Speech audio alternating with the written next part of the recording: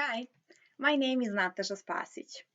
Serbian as a foreign language, linguistic culture, and the most appropriate methods for imparting knowledge to students have been my areas of interest so far. Finally, it resulted in my published articles, over 10 years of experience, and PhD thesis. Now, I am a university teacher and research associate. The most important thing, my classes are for people with an intermediate or higher Serbian level, or for people who are interested in business Serbian, or people who want to connect and practice speaking Serbian naturally, all while having a good time. You can improve your fluency from wherever you are. I'm waiting for you. Let's develop your Serbian the way native speakers do, by using the language in real social settings. Thank you for watching. Have a nice day.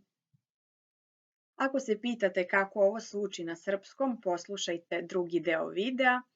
Zdravo, zovem se Nataša Spasić.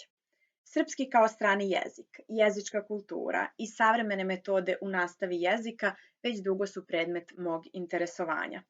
Rezultat toga je veliki broj objavljenih članaka, više od 10 godina iskustva u nastavi i doktorska disertacija iz ove oblasti. Imam iskustva sa više domaćih i stranih fakulteta, a radim i kao naučni saradnik.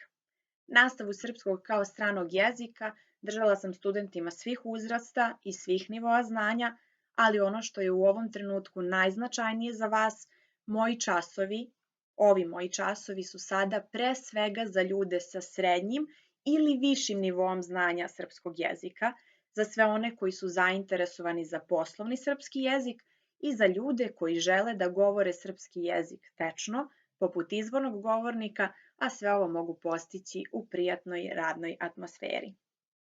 Hvala što ste pogledali ovaj video, želim vam prijatan dan.